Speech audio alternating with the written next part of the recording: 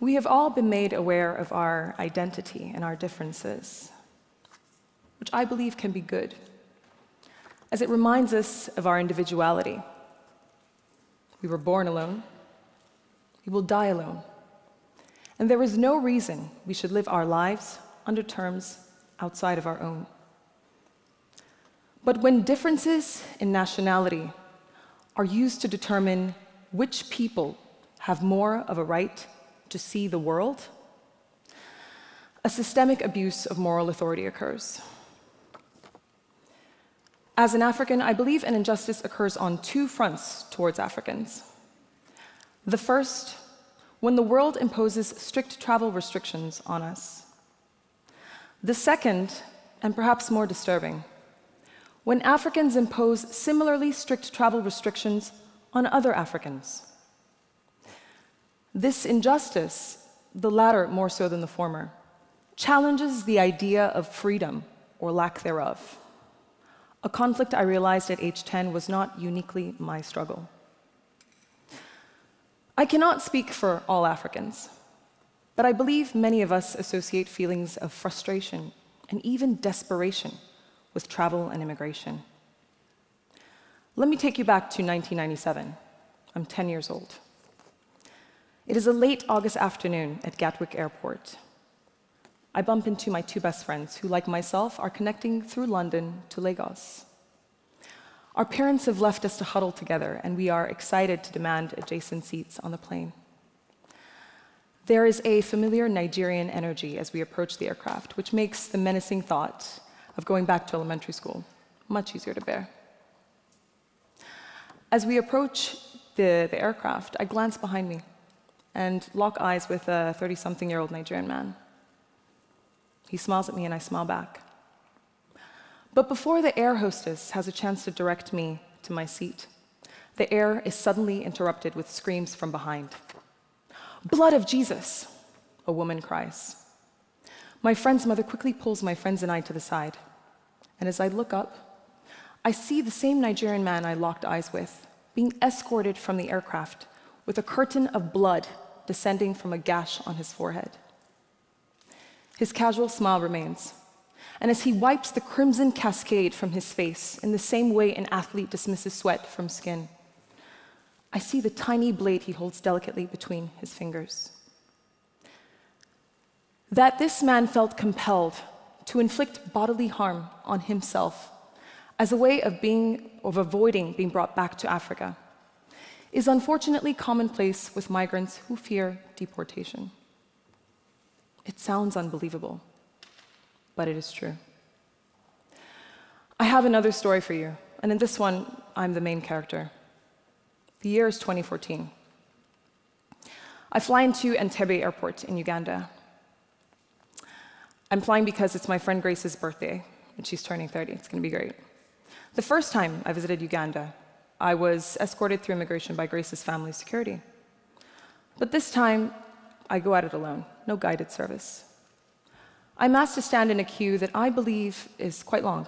To my right are a series of much shorter queues, all of which were moving quite quickly. That's strange, I thought. I didn't realize visas on arrival were segmented. At the front of my queue sit two uniformed immigration officers, one male, one female. When I get to the front, I hand the female official the form I'd completed, which she takes from me, looks at quickly, before glancing up at my face. "You are Grace Chuma's friend?" "Yes." "How do you know Grace Chuma?" "We went to school together." "And you will stay in Grace Chuma's house?"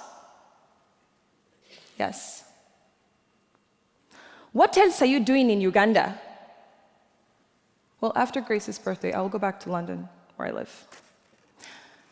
May I just ask, I see that in that other queue, which is moving quite quickly, people don't have to fill out a form. Can you please tell me why I have to fill out a form? This time, the male official responds. "What kind of question is that?"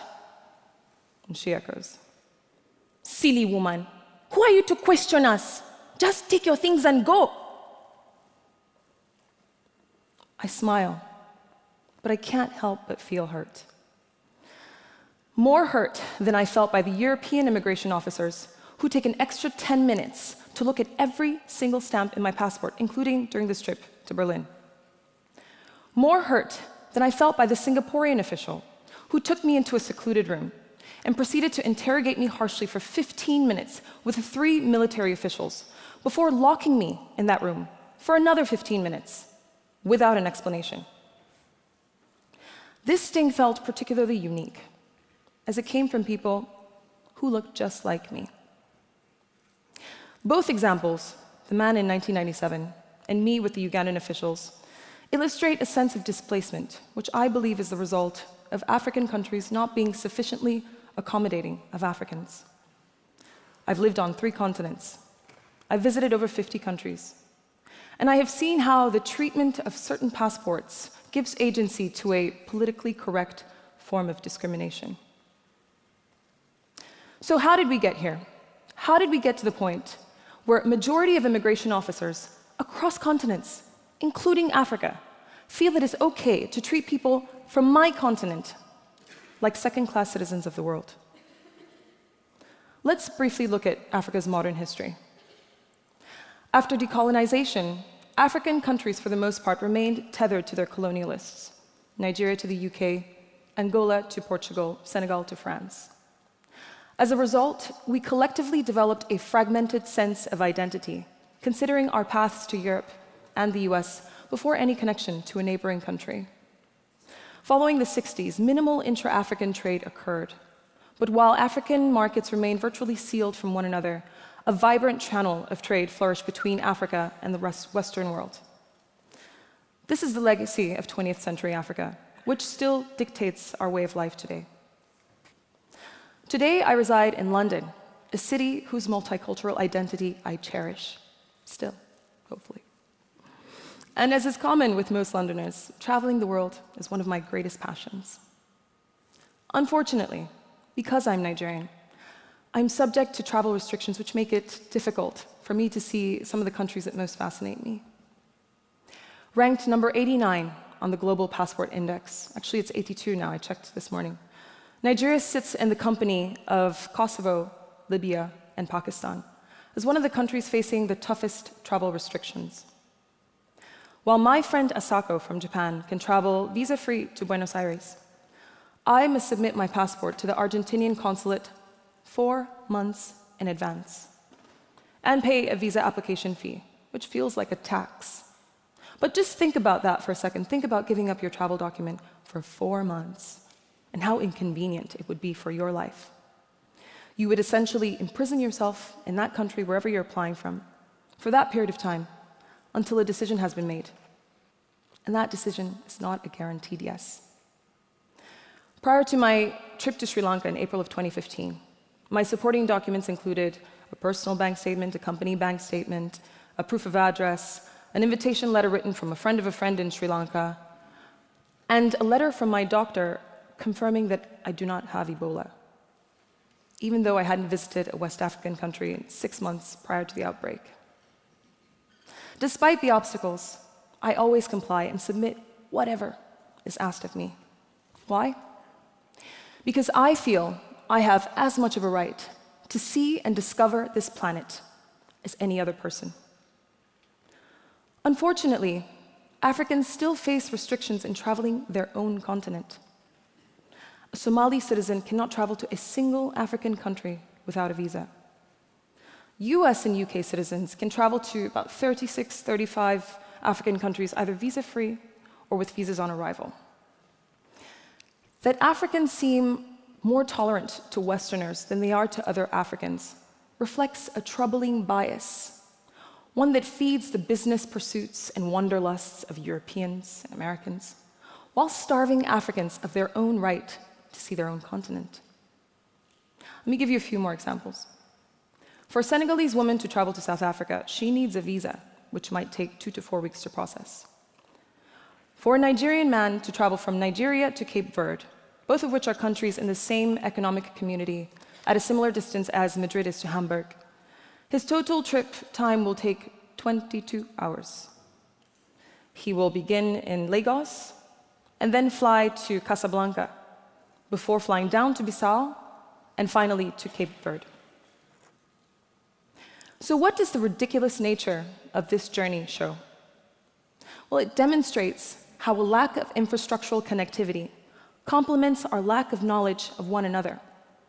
It's bad enough that the world makes it difficult for many of us to visit North and South America, Europe and Asia. It's even worse when we impose these restrictions on ourselves. The consequences undermine every goal and agenda set by the IMF, the UN, and the World Bank, which is to see Africa prosper self-sustainably. International movement, to an extent, mirrors our ability to exercise personal liberties. Bearing this in mind, I've identified 3 main consequences of restricting the travel of Africans. Firstly, it prevents the average African from wanting to discover the world beyond London, Paris, Dubai, New York. Secondly, it allows for a missed global education for Africans on regions like Rajasthan, Patagonia, Basque Country. Thirdly, and this doesn't just apply to Africans, the decision to selectively restrict travel punishes people for the wrongdoings of a handful of citizens. It punishes people for the policies of presidents and dictators who harm their countries, and it predetermines who is more worthy of the world. You've heard this before, but I believe it's worth repeating. The solution to the mistreatment of Africans is in the hands of Africans. We, as Africans, are responsible for creating an Africa that is politically stable, intellectually empowered, and socioeconomically integrated. As recently stated by the President of Ghana, once African countries start taking themselves seriously, the world will follow. In March of 2018, 44 of Africa's 54 countries agreed to establish a continental free trade area. This is good, this is progress, and will hopefully bring intra-African trade, currently at 12%, closer to the EU's figure of about 65%, I checked this morning. But are signing agreements and photo ops enough? How do we move forward constructively? Here are 3 suggestions. Infrastructure needs to be created so that travel within the African continent does not require a connecting flight through Europe or Turkey.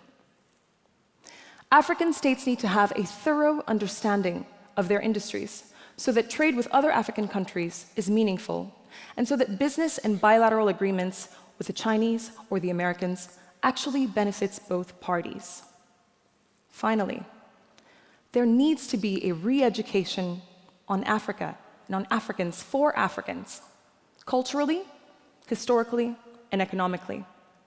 These conversations need to happen in classrooms as well as around dinner tables, which will in turn improve the quality of conversations in business and international forums. When all of the above happen, Africans will not need to pursue treacherous routes through the Mediterranean, risk being enslaved or auctioned, or inflict bodily harm in a desperate attempt to stay abroad. We, as Africans, are responsible for creating an Africa that is stable and that presents real growth opportunities. To be sufficiently curious about one another, and to treat each other with respect.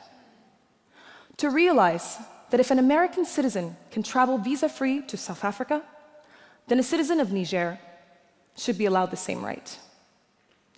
And it is the responsibility of the rest of the world to resist the temptation to make fast money in Africa, and to instead consider mutually beneficial long-term opportunities. And maybe, just maybe, together we can create a world that is more welcoming to Africans, not just Africans, but more importantly, one in which we Africans are welcoming to each other. Thank you. Good night.